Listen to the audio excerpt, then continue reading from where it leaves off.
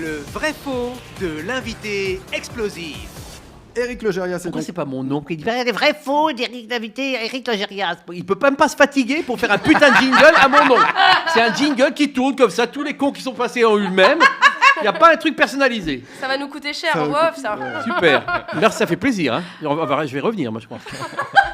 Donc, c'est quoi la suite? Donc Éric, et donc Non, qu'est-ce qui se passe après? là c'est ton vrai faux là. Puis c'est une ambiance de merde.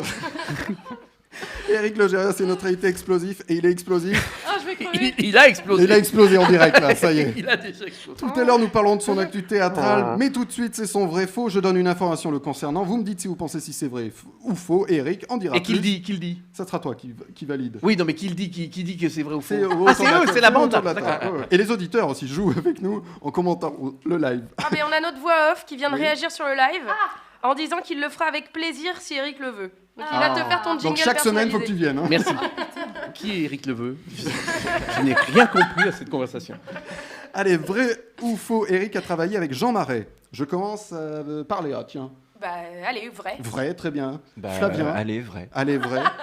Même pas comment en tu rêve. t'appelles, toi, Florian? Oui, Florence. Même pas en rêve. Même pas en rêve. Alors, Eric, est-ce que tu as travaillé avec Jean Marais? Oui, j'ai travaillé avec Jean Marais et j'ai même fait 2 spectacles avec Jean, Ah ouais. qui étaient Bacchus de Jean Cocteau au théâtre des Bouffes parisiens avec Xavier Deluc, Nicolas Briançon, Cyril Gaudin, Jean Marais, Francis Lemaire, j'en oublie, parce qu'on était très nombreux sur scène, on était plus de 400 000. Et j'ai fait après La Machine infernale à l'Espace Cardin, qui était un spectacle magnifique avec Françoise Fabian et Francis Lemaire aussi, Caroline Sillon, Nicolas Briançon, Jean Péméja, voilà, toute une bande. Et c'était génial parce que j'ai adoré cet homme qui était un très très très grand monsieur, voilà. Et quand on commence ce métier, qu'on est un peu un gamin et qu'on a la chance de tomber sur un monsieur comme ça, et on a fait une très très grosse tournée avec Bacchus, on a fait je crois 180 dates, le genre de tournée qu'on voit plus du tout aujourd'hui. Et tous les jours avec Nicolas Briançon, parce qu'en fait c'est Nicolas Briançon avec qui j'étais dans une compagnie à l'époque en province, qui vient à Paris, je me retrouve à Paris aussi, et puis j'avais pas de boulot, donc il me dit est-ce que tu veux bien, il était assistant de Jean Marais, il me dit est-ce que tu veux bien, il avait rencontré aussi Jean un peu comme ça par hasard, est-ce que tu veux bien faire la doublure lumière de Jean Marais? Je me dis oui, pourquoi pas, c'est des cachetons, donc puis j'ai rencontré Jean Marais quoi. Bah ouais. Et puis parce qu'il me dit il fait la mise en scène et puis il joue, donc c'est compliqué pour lui d'être devant et en face, voilà c'est compliqué. Donc j'allais dire devant et derrière, mais avec Jean Marais Oui, c'était oui, malvenu. c'est- Donc vous avez vu comment je me suis arrêté Ah, sur c'était le bien bord rattrapé. Vous avez vu que je me suis arrêté sur le bord de la falaise. C'est Dans vrai. une pièce de Et- Jean Cocteau. Et voilà, ouais. Jean Cocteau chez Jean-Claude Brialy, ça faisait beaucoup quand même. Donc les copains croyaient que je jouais à la cage aux folles, moi. Donc j'étais obligé de leur dire non, c'est Bacchus, ça n'a rien à voir. Donc j'ai joué un petit rôle et puis on est parti en tournée. Donc cette tournée incroyable. Et tous les jours de la tournée, on partait avec Jean, on allait déjeuner tous les trois, au moins tous les trois, avec Jean, et on lui faisait raconter sa vie, ce qui était « Mais je vais vous emmerder, mes enfants, je raconte toujours les mêmes bêtises. » Mais non, Jean, nous, on est très, très heureux. Et donc, il racontait sa vie qui était hallucinante. Donc, alors, on était dans un déjeuner chez Monterland. À chaque fois qu'il disait un nom, c'était un des génies du siècle. On a passé des vacances avec Jean, avec Picasso, c'était sympa.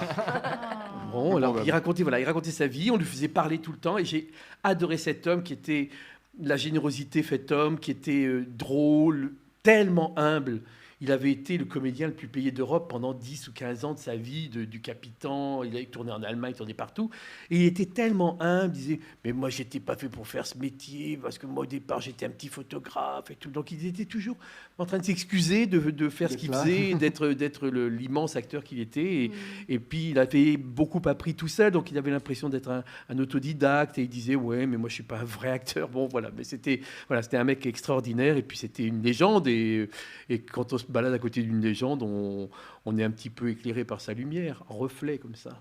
C'est beau. C'était génial. Il y a une fois en Suisse, à Lausanne, il me semble, il y a un monsieur qui s'arrête, qui fait « Oh, vous êtes Jean Marais ?» Il fait, oui, bonjour. Il était toujours tellement gentil avec les gens. À la fin du spectacle, il signait pendant 1h30 des Ah ouais, autographes. aussi long que le Il spectacle. s'asseyait à une petite table dans les coulisses du théâtre, et il avait très très mal, il souffrait d'une sciatique terrible, une cruralgie exactement. Donc il disait j'ai très très mal, permettez que je m'assoie, il demandait au public s'il pouvait s'asseoir. Ah, non. Il prenait une table et il signait des programmes pendant 1h, 1h30. Donc là il y a un monsieur qui arrête qui fait vous êtes Jean Marais? Oui, oui. Oh, vous êtes encore plus beau que dans la réalité. Ah. Qui avait passé son enfance à voir Jean Marais partout. Non, c'était un grand Bon moment, souvenir.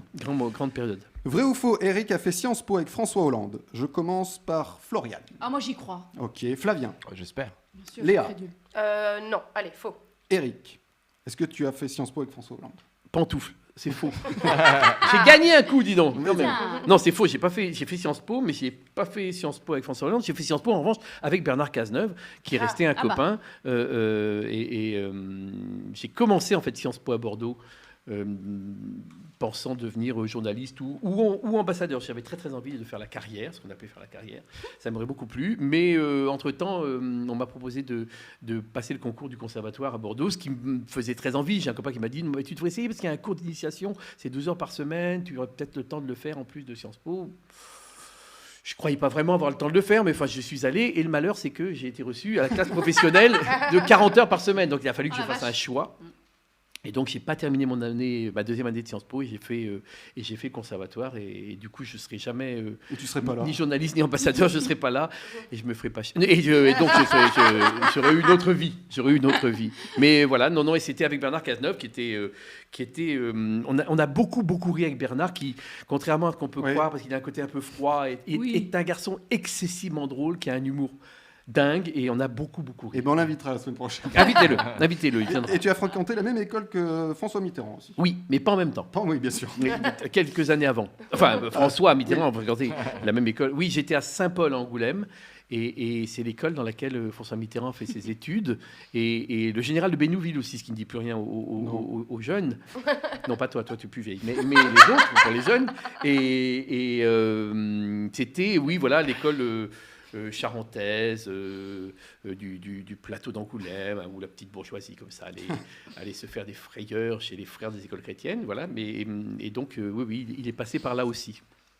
Allez, petit dernier vrai ou faux. Vrai ou faux, Eric n'aurait jamais dû jouer dans sa série Blague à part. Flavien. Ah, c'est possible. Ok. Florian. Mais non. Oh. Léa. Non, Je impossible. réponds de l'autre côté. C'est bien joué. Ah, ouais. Elle le fait bien, hein. Elle est cascadeuse aussi, comme, Ah, Jean, oui, comme oui. Jean Marais. Chien. Et pétomane aussi. Ouais, Elle est sortie connue. Mais un hasard. coupez-lui son micro. C'est pas un hasard. mais ça, moi, tu me dis prout, ça me fait rire. Bon, pas importe. Alors, S'il vous plaît, la est-ce que tu question. aurais dû jouer dans Black à part? Non. Ah bon? Non, parce qu'en fait, on a écrit la série avec Dave Cohen.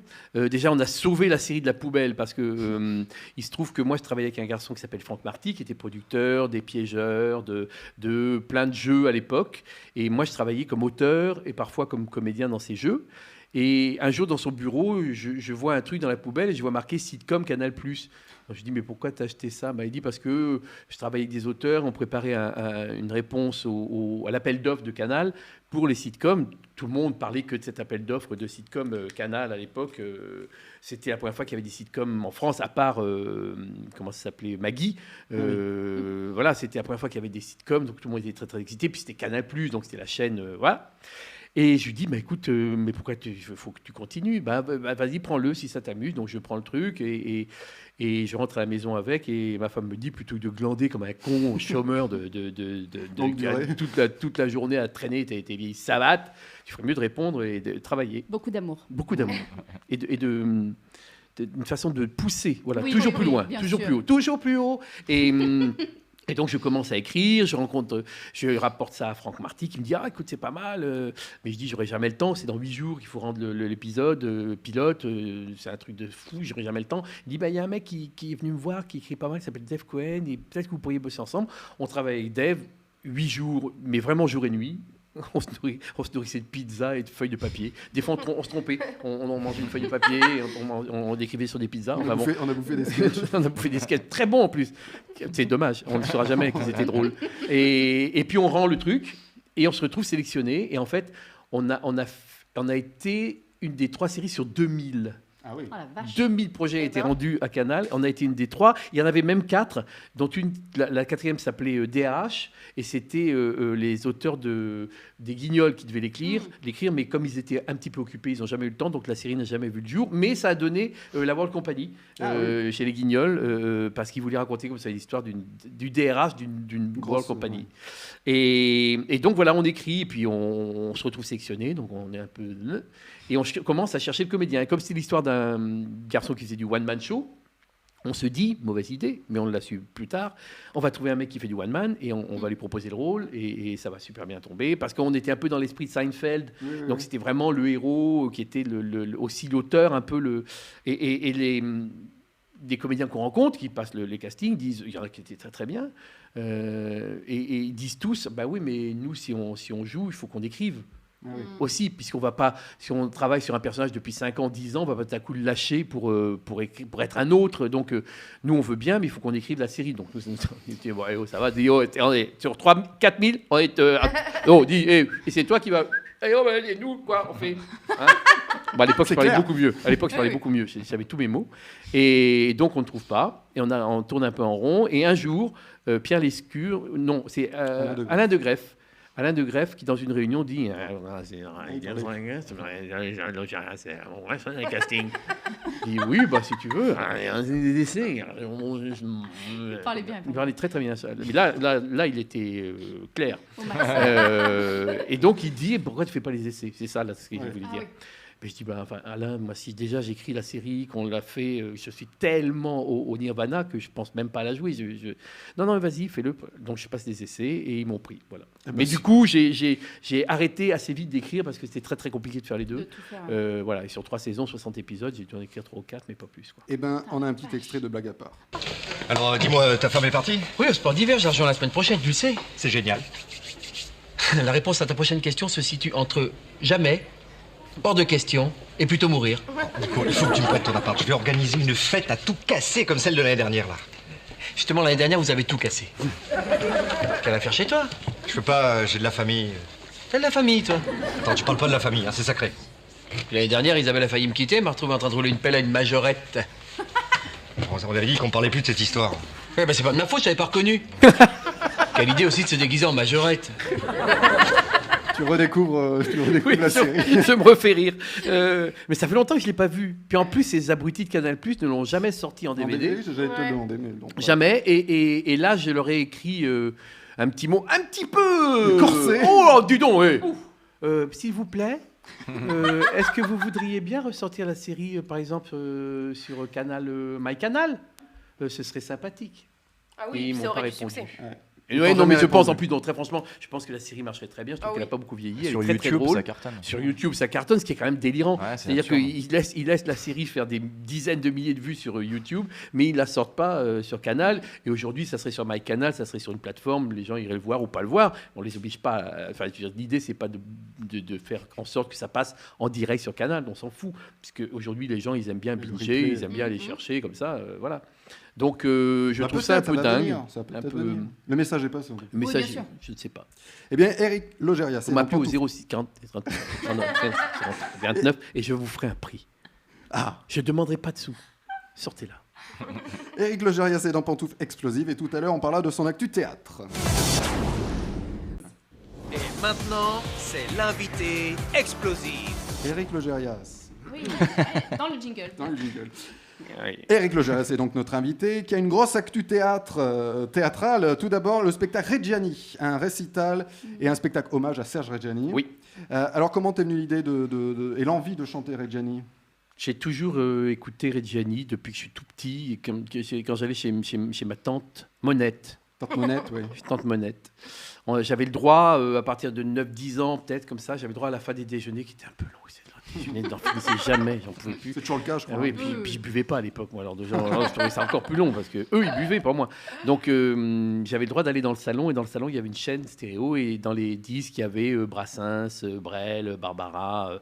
Voilà, elle avait beaucoup de goût, Tante Monette. Et il y avait Reggiani. Et Reggiani, je trouvais ça bouleversant, ça me faisait rire, ça me faisait pleurer.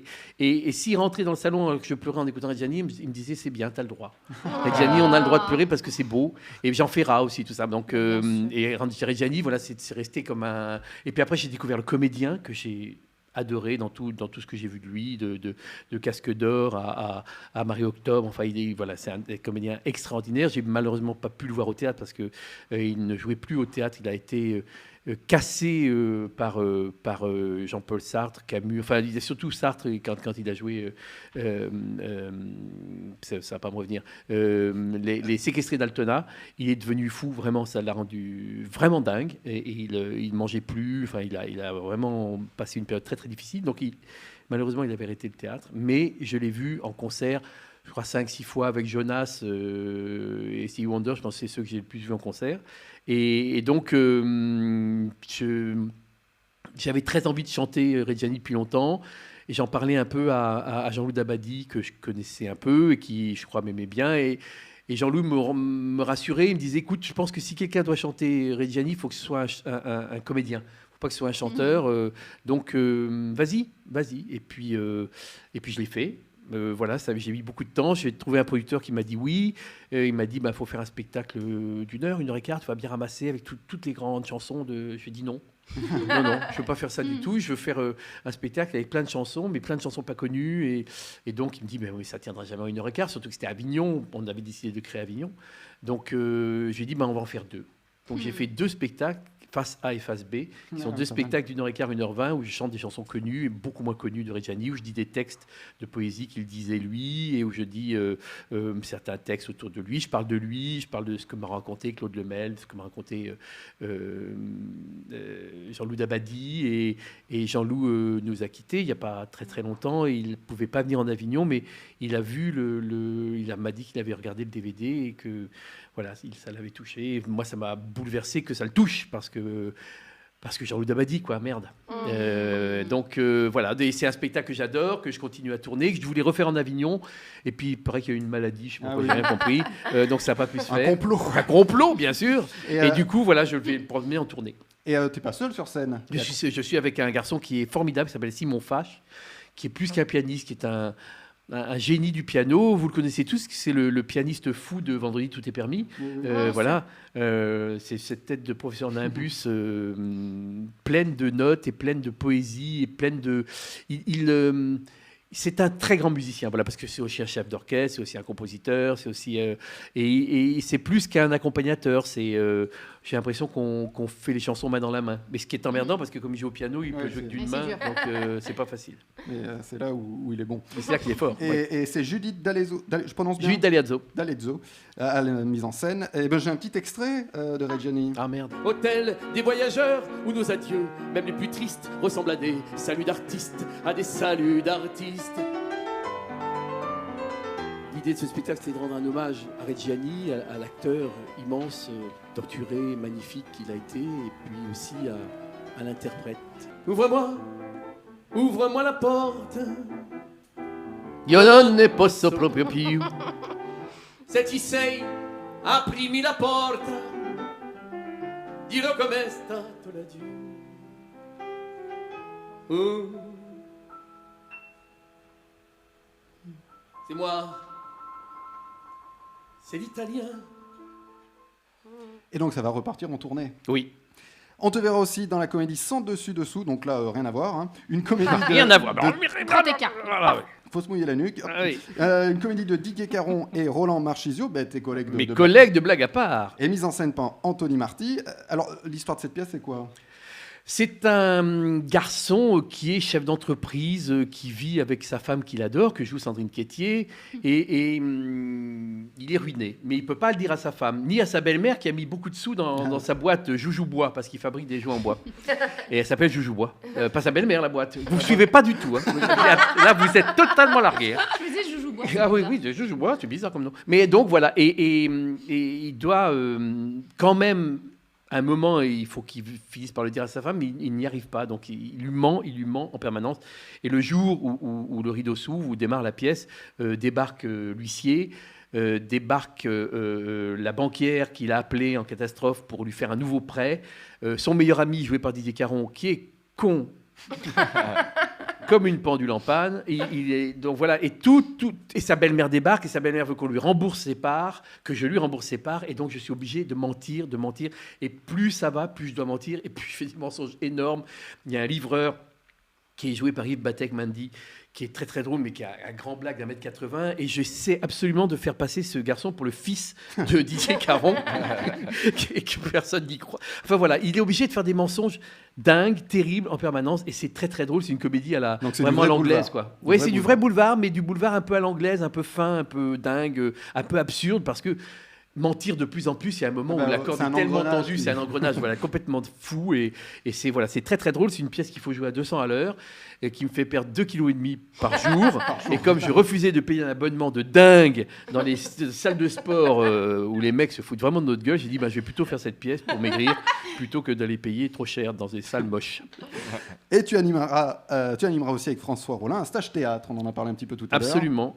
C'est un stage qu'on va faire donc du 19 au 30 juillet au Carré Bellefeuille à Boulogne, qui est un stage dont l'idée est de proposer à des comédiens qui sont en train de travailler un one man ou un one woman, en train de le retravailler, de le penser. Ça leur permet de travailler avec nous, avec un prof d'impro qui est Kevin Métayer, qui est le fils de Viviane Marcenaro et d'Éric Métayer, qui est un génie de l'impro et du clown, qui fait du travail du clown extraordinaire. Et puis Patricia Samuel, qui est une prof de voix, une coach géniale que j'ai rencontrée à l'époque de Savary, où on chantait ensemble. Et donc voilà, c'est de leur proposer tous les instruments possibles en impro, en travail de voix, en travail. Moi, je vais faire travailler sur les textes classiques entre guillemets, de Bedos, de Vos, de Robert Lamoureux, des monologues de Feydeau, de Labiche et ainsi de suite.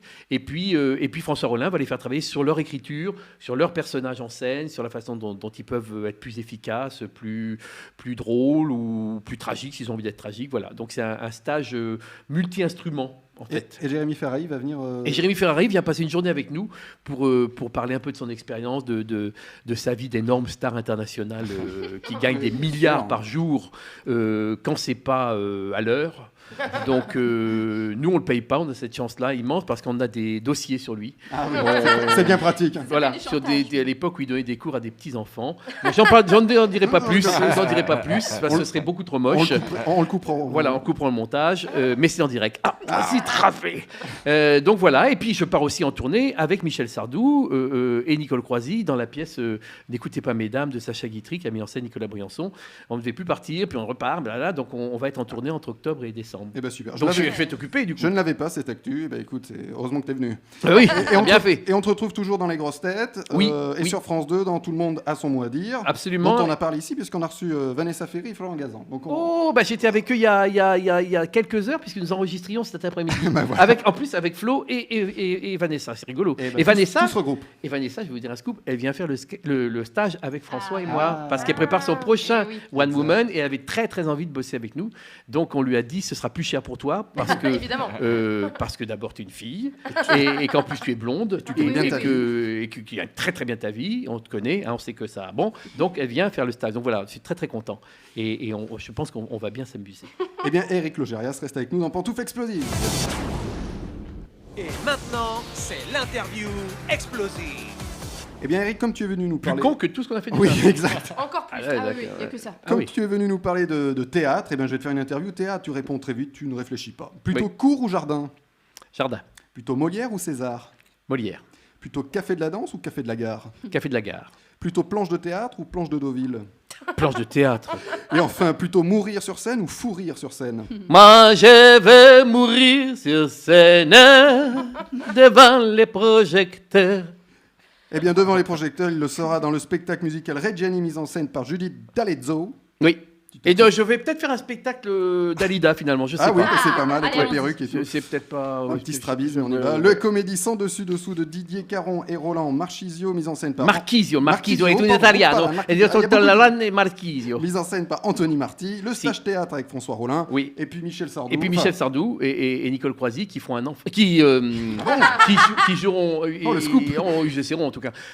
Qui joueront la pièce N'écoutez pas, mesdames, de Sacha Guitry, et que nous jouerons tous en tournée à partir d'octobre jusqu'à décembre. Eh bien, formidable.